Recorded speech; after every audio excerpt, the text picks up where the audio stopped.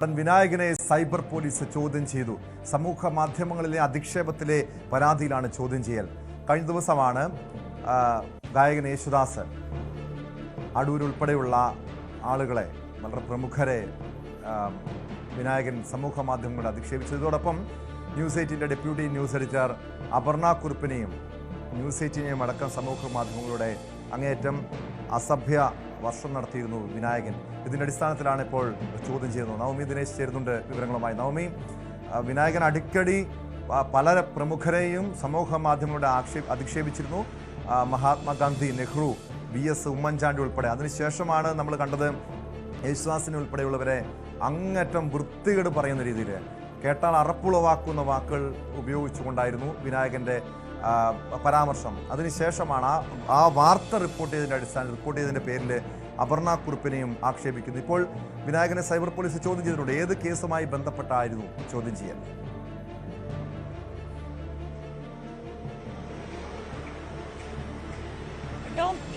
കേരളം ആദരിക്കുന്ന അല്ലെങ്കിൽ ഇന്ത്യ ആദരിക്കുന്ന മഹത് വ്യക്തികളെ അല്ലെങ്കിൽ നമ്മുടെ മാധ്യമ പ്രവർത്തകരെ എല്ലാം അധിക്ഷേപിക്കുക എന്ന് പറയുന്നത് വിനായകനെ സംബന്ധിച്ച് ഒരു ഹോബിയായി മാറിയിരിക്കുകയാണ്. എന്തായാലും നിരവധി പരാതികളാണ് വിനായകനെതിരെ പല പോലീസ് സ്റ്റേഷനുകളിലായി നിലനിൽക്കുന്നത്. സൈബർ പോലീസിലടക്കം പരാതി നൽകിയിട്ടുണ്ട്. ഈ VSനെ അധിക്ഷേപിച്ച കേസിലാണ് ഇപ്പോൾ ആ പരാതി നിലനിൽക്കുന്നത്. ഒപ്പം യേശുദാസിനെയും അടൂർ ഗോപാലകൃഷ്ണനെയും അധിക്ഷേപിച്ചു എന്ന പരാതിയിൽ നിലനിൽക്കുന്നുണ്ട്. ഇതിനാണ് വിനായകനെ ചോദ്യം ചെയ്യാൻ എറണാകുളം കൊച്ചി സൈബർ പോലീസ് വിളിച്ചു വരുത്തിയത്. രാവിലെ തന്നെ വിനായകനോട് ഹാജരാകാൻ നിർദ്ദേശം നൽകുകയായിരുന്നു. എന്തായാലും ചോദ്യം ചെയ്തുകൊണ്ടിരിക്കുകയാണ് എന്നാണ് നമുക്ക് ഇപ്പോൾ മനസ്സിലാകുന്നത്. എന്താണ് വിനായകന് പറയാനുള്ള മറുപടി എന്നാണ് ഇനി കാത്തിരിക്കേണ്ടത്. പോലീസ് എന്ത് നടപടി സ്വീകരിക്കും വിനായകനെതിരെ എന്നതും ആകാംക്ഷയോടെ കാത്തിരിക്കുന്നു. കാരണം ആദ്യമായിട്ടല്ല വിനായകൻ ഇത്തരത്തിൽ ഈ കേരളത്തിൽ, പ്രത്യേകിച്ച് ഉമ്മൻചാണ്ടി മരിച്ചപ്പോൾ പോലും, ഉമ്മൻചാണ്ടി VS ഉൾപ്പെടെ മരിച്ചപ്പോൾ പോലും വളരെ മോശമായിട്ടുള്ള രീതിയിൽ ഫേസ്ബുക്ക് പോസ്റ്റ് ഇട്ടു. പിന്നീട് അത് വലിയ പ്രതിഷേധത്തിനും വിവാദങ്ങളിലുമൊക്കെ വഴിവെച്ചതിനെ തുടർന്ന് വിനായകൻ ആ പോസ്റ്റ് പിൻവലിക്കുന്ന സാഹചര്യമുണ്ടായി. സമാനമായ രീതിയിൽ തന്നെയാണ് അടൂർ ഗോപാലകൃഷ്ണനെതിരായിട്ടുള്ള വിവാദത്തിലും പിന്നീട് യേശുദാസിന്റെ പേരടക്കം വലിച്ചിഴച്ചുകൊണ്ട് വളരെ മോശമായിട്ടുള്ള ഭാഷയിൽ പൊതുസമൂഹത്തിൽ അല്ലെങ്കിൽ പൊതു ഇടങ്ങളിൽ നമുക്ക് പറയാൻ നാണക്കേടുണ്ടാക്കുന്ന, നമ്മുടെ സംസ്കാരത്തിന് നിരക്കാത്ത രീതിയിലേക്കുള്ള പല വാക്കുകളും ഫേസ്ബുക്കിൽ ഇട്ട് ആഘോഷിക്കുന്ന ഒരു തരത്തിലേക്ക് വിനായകൻ മാറുന്ന സാഹചര്യമുണ്ടായി.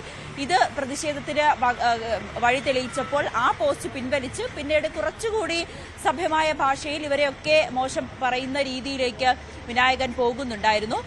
ഇത് റിപ്പോർട്ട് ചെയ്ത മാധ്യമപ്രവർത്തകയായ നമ്മുടെ ന്യൂസ് 8 ആങ്കർ കൂടിയായിട്ടുള്ള അപർണ കുറുപ്പിനെ മോശമായിട്ട് രീതിയിൽ പോലും വിനായകൻ പോസ്റ്റ് ഇടുന്നുണ്ടായിരുന്നു. പിന്നീട് അത് കഴിഞ്ഞ ദിവസം ആ പോസ്റ്റ് പിൻവലിക്കുകയും ചെയ്തു. എന്തായാലും ഈ പോസ്റ്റ് പിൻവലിച്ചതിന് പിന്നാലെയാണ് സൈബർ സ്റ്റേഷനിൽ ചോദ്യം ചെയ്യലിന് ഹാജരാകാൻ വിനായകൻ എത്തുകയും ചെയ്തത്. മാധ്യമങ്ങളുടെ ചോദ്യത്തിന് ഇപ്പോൾ തനിക്കൊന്നും പറയാനില്ല എന്ന മറുപടി പറഞ്ഞുകൊണ്ടാണ് വിനായകൻ സ്റ്റേഷന്റെ ഉള്ളിലേക്ക് പോയത്. എന്തായാലും ചോദ്യം ചെയ്യൽ പുരോഗമിക്കുകയാണ്. എന്താണ് വിനായകന് പോലീസിനോട് പറയാനുള്ള ന്യായീകരണം എന്ന് ഉറ്റുനോക്കുകയാണ്.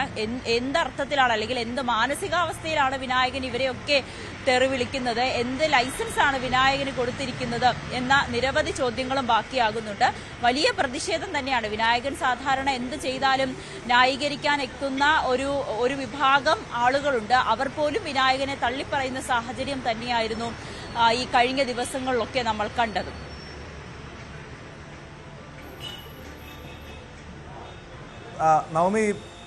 നവമിയുടെ KUWJ പരാതി നൽകിയിരുന്നു. അതോടൊപ്പം കോൺഗ്രസ് നേതാവ് NS നുസൂർ പരാതി നൽകിയിരുന്നു. അങ്ങനെ നിരവധി പരാതികളാണ് ഈ കേസുമായി ബന്ധപ്പെട്ട് വിനായകൻ, പ്രത്യേകിച്ചും അപർണ കുറുപ്പിനെ ആക്ഷേപിച്ചതുമായി ബന്ധപ്പെട്ട് നിരവധി പരാതികൾ DGPക്ക് അടക്കം നൽകിയതാണ്.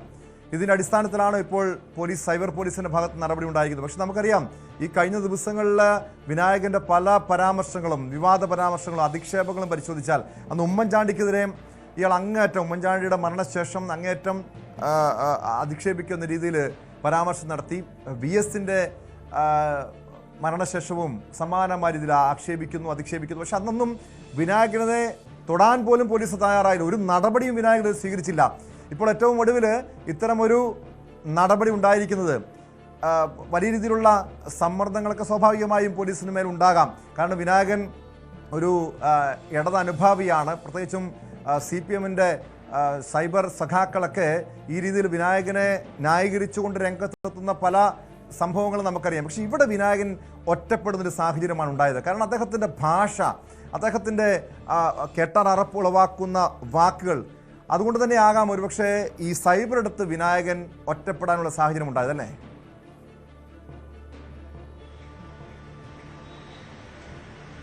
അങ്ങനെ തന്നെ കണക്കാക്കാം കേട്ടോ. നമുക്കറിയാം, കഴിഞ്ഞ ദിവസമാണ്, കുറച്ച് നാളുകൾക്ക് മുൻപാണ് സ്വന്തം ഫ്ളാറ്റിന്റെ ബാൽക്കണിയിൽ നിന്നും നഗ്നത കാണിച്ചു എന്ന തരത്തിലുള്ള ചില ദൃശ്യങ്ങളൊക്കെ നമ്മൾ കണ്ടതായിരുന്നു. അതിൽ പോലും പോലീസുമായി ബന്ധപ്പെടുമ്പോൾ പറയുന്നത് ഇതാരും പരാതി നൽകിയിട്ടില്ല, പരാതി നൽകുമ്പോൾ പരിശോധിക്കാമെന്ന രീതിയിലേക്ക്. കാരണം അത്രമാത്രം വിനായകനെ സംരക്ഷിക്കുന്ന നിലപാട് തന്നെയായിരുന്നു പോലീസിന്റെ ഭാഗത്തു നിന്നും ഉണ്ടായത്.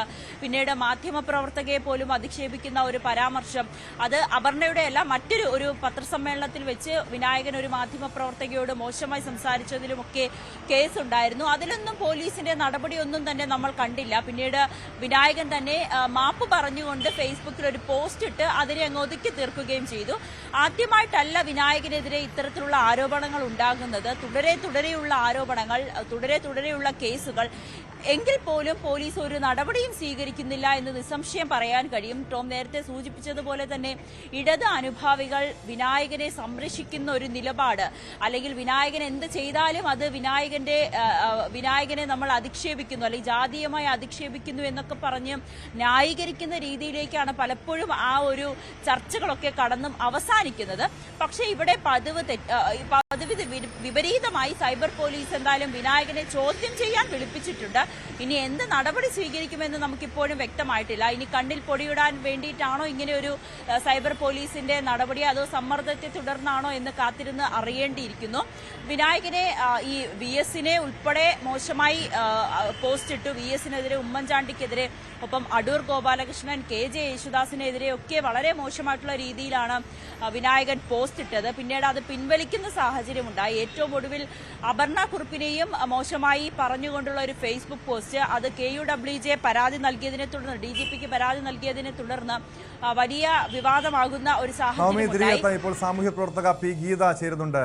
ശ്രീമതി P. ഗീത, ഇവിടെ വിനായകനെ ഇപ്പോൾ സൈബർ പോലീസ് ചോദ്യം ചെയ്യുകയാണ്. നമുക്കറിയാം, ഇതിനു മുൻപ് വിനായകൻ പലരെയും, അതായത് ഗാന്ധിജി, രാഷ്ട്രപിതാവിനെ അടക്കം അധിക്ഷേപിച്ചിട്ടും ഒരു നടപടിയും സ്വീകരിക്കാൻ പോലീസ് തയ്യാറായിരുന്നില്ല. കാരണം നിരവധി പരാതികൾ അന്നൊക്കെ ഇയാൾക്കെതിരെ പോയതാണ്. VS-നെ, ഉമ്മൻചാണ്ടിയെ പോലെ നമ്മളൊക്കെ മലയാളികളൊക്കെ ആദരിക്കുന്ന വ്യക്തിത്വങ്ങളെ അങ്ങേറ്റം കെട്ടറപ്പുളവാക്കുന്ന ഭാഷയിൽ വിനായകൻ ആക്ഷേപിച്ചാലും വിനായകന് മാത്രം നിയമപരിരക്ഷ കിട്ടുന്നു. അവിടെ ജാതീയ കാർഡിറക്കി ഇയാളെ സംരക്ഷിക്കാൻ വേണ്ടി, പ്രതിരോധിക്കാൻ വേണ്ടി ചില സൈബർ ഇടങ്ങളിൽ പലരും രംഗത്ത്